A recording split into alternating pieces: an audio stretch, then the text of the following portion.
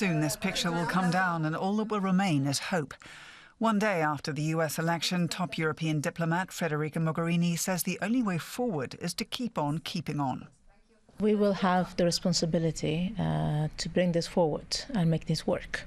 Second, Europe has to rediscover its strength, and I would even say its greatness in this moment, when the world will be looking at Europe much more than it has done in the past.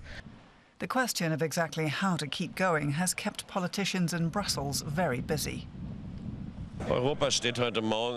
Europe was a little shocked when it woke up this morning, terrified because America had chosen a president who obviously does not represent those values that the Americans, for example, painstakingly taught us after the war.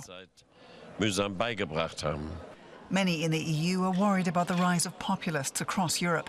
They fear America's decision could embolden voters in France and Holland to follow suit and make radical choices in elections next year. I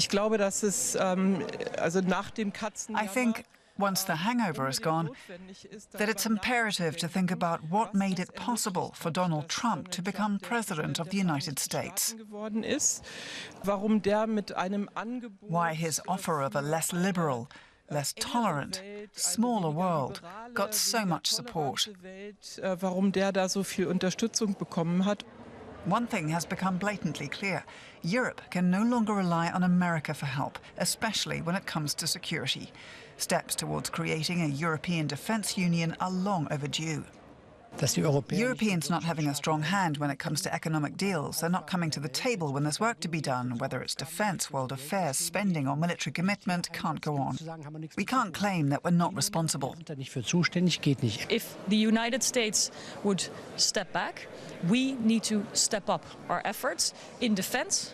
Cooperation, we have to be able to independently defend ourselves, the values we stand for, our interests, our borders. The security threats are real. The top levels of EU government will not escape unharmed. Many EU politicians are losing patience with the European Commission president and are unhappy that he's not in Brussels. On the day after the US election, Europe looks a little like a boat without a rudder.